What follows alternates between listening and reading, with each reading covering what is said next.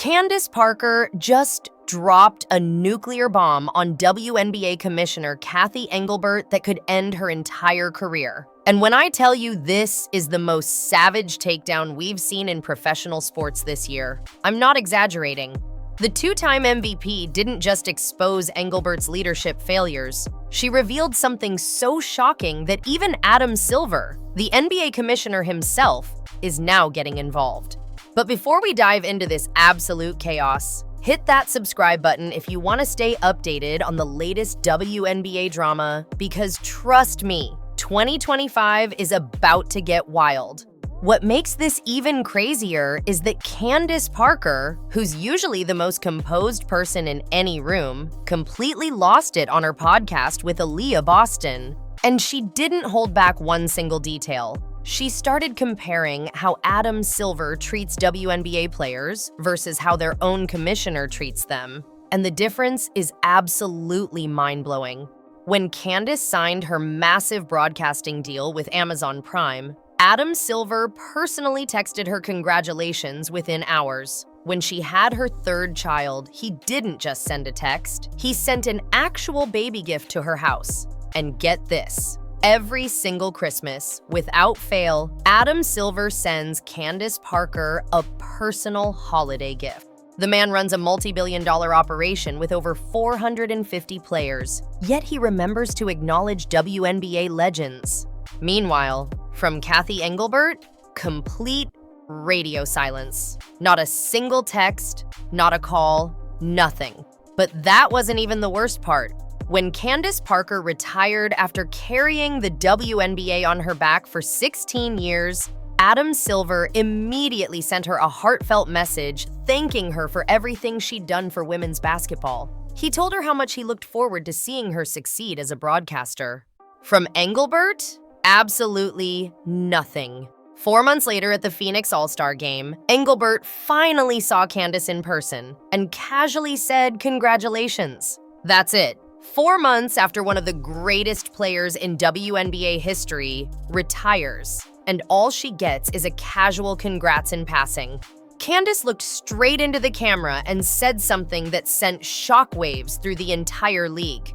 "I have a better relationship with Adam Silver than I do with my own commissioner." And when Aaliyah Boston's face showed pure shock, you knew this was bigger than anyone realized. What happened next would shock everyone even more. Within hours of that podcast dropping, current WNBA players started flooding social media with their own horror stories about Engelbert. Sabrina Ionescu came forward saying she's had more meaningful conversations with Adam Silver than with Engelbert in her entire career. Elena Delle Donne revealed that when she was dealing with serious health issues, it was Silver who checked in on her, not Engelbert. And here's where it gets absolutely insane.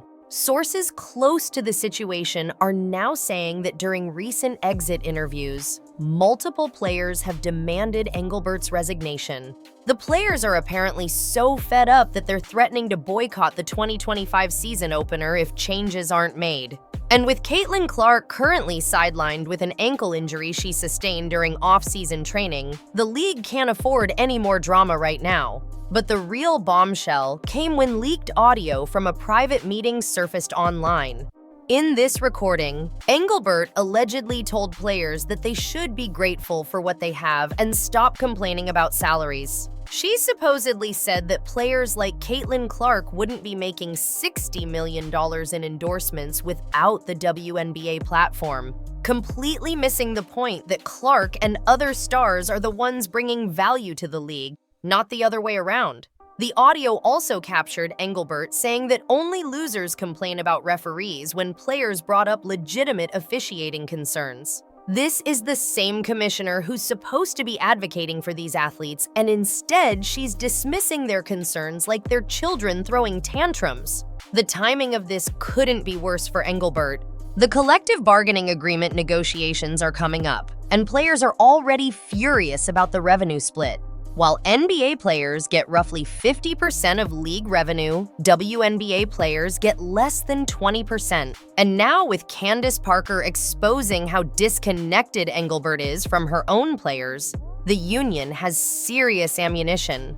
Sources inside the Players Association are saying they're prepared to go nuclear if Engelbert remains commissioner during negotiations. They want someone who actually understands what it means to build relationships and grow the game, not someone who treats the league's biggest stars like they're invisible. What makes this even more damaging is that Adam Silver himself recently admitted in a private conversation that there are relationship issues within the WNBA that need immediate attention. That's corporate speak for your commissioner is failing miserably. And when your boss's boss is publicly acknowledging that you're not doing your job properly, you know your days are numbered. Silver has reportedly been fielding complaints from sponsors who are concerned about the league's direction under Engelbert's leadership. Major brands like Nike and State Farm are apparently reconsidering their investments because they don't trust Engelbert to properly market the league's stars. But here's where it gets really interesting. Multiple sources are now confirming that there's already a short list of potential replacements being discussed behind closed doors. Names like Dawn Staley, Lisa Leslie, and even Sue Bird are being thrown around as possible successors. The Board of Governors is allegedly holding emergency meetings to discuss Engelbert's future, and the word is that at least half of them want her gone immediately. They're seeing what everyone else is seeing, a commissioner who's completely out of touch with her players, her fans, and the cultural moment the WNBA is experiencing right now. The contrast with how things are going in Indiana couldn't be more stark. While Engelbert is facing this crisis, the Fever organization has been absolutely crushing it with their player relationships. When Sophie Cunningham joined the team for 2025 after leaving Phoenix, the front office rolled out the red carpet. They've been building genuine connections with their roster, from Aliyah Boston to Caitlin Clark, treating them like the superstars they are. The Fever understand what Engelbert doesn't, that your players are your product, and if you don't invest in them personally, you're going to fail professionally. And let's talk about the elephant in the room, the money. Under Engelbert's leadership, the WNBA has fumbled multiple opportunities to capitalize on the Caitlin Clark phenomenon. When Clark was breaking viewership records before her injury, bringing in audiences that rivaled NBA playoff games, what was Engelbert doing? She was nowhere to be found. No major press conferences, no strategic marketing campaigns, no leveraging of this once-in-a-generation moment. Instead, she seemed almost resentful of Clark's success, as if a rising tide lifting all boats was somehow a threat to the established order. The financial implications of this leadership crisis are staggering.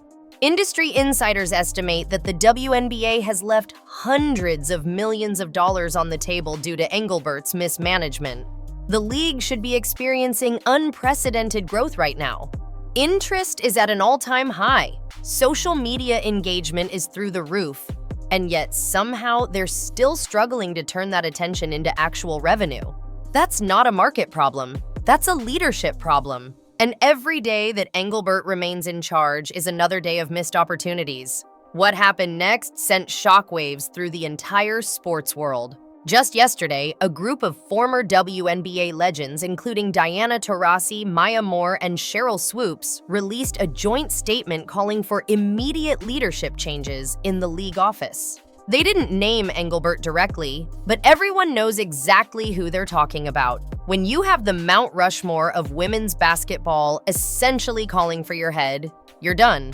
There's no coming back from that. But the most damaging revelation might be what's happening behind the scenes with expansion plans. Sources say that potential ownership groups in Philadelphia and Toronto have put their bids on hold specifically because they don't trust Engelbert's vision for the league. One billionaire investor allegedly told the board that he won't put a penny into the WNBA until there's new leadership. That's potentially billions of dollars in investment walking away because of one person's incompetence. The players aren't just angry, they're organized. The Players Association has reportedly hired a top crisis management firm and is preparing to go public with a vote of no confidence if Engelbert isn't removed by the end of January. They've been documenting every slight, every missed opportunity, every tone-deaf comment. One player, who asked to remain anonymous, told me that Engelbert once showed up to a team event and didn't know half the players' names. This is a league with only 150 players total. If you can't be bothered to learn their names, why are you even there? And here's something nobody's talking about: the international implications. The WNBA has been trying to expand its global footprint, but international partners are losing faith in Engelbert's leadership. A major European broadcaster recently declined to renew their contract, citing concerns about the league's direction. Asian markets that should be exploding with interest thanks to players like Han Shu are instead pulling back because they don't see coherent leadership or vision. The irony is that Engelbert came from a corporate background where relationship building is supposed to be everything. She was a senior executive at Deloitte, where networking and maintaining connections is literally part of the job description.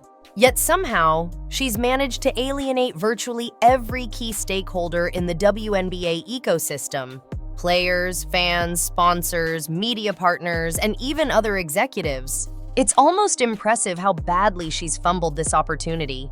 What makes Candace Parker's expose even more powerful is her credibility. This isn't some bench warmer looking for attention. This is a first ballot Hall of Famer, someone who's been the face of the league, who's won at every level, who's now succeeding as a broadcaster. When she says there's a problem, people listen. And the fact that she did it so calmly, so matter-of-factly, made it even more devastating. She didn't need to yell or make dramatic accusations. She just told the truth, and the truth was damning enough. The comparison to Adam Silver is particularly brutal because it highlights exactly what the WNBA is missing. Silver understands that modern sports commissioners need to be part CEO, part diplomat, part marketer, and part therapist. They need to make their stars feel valued while also driving business results. Engelbert seems to think her job is just to show up to board meetings and collect a paycheck. She's treating this like it's managing a regional sales team, not shepherding a cultural institution.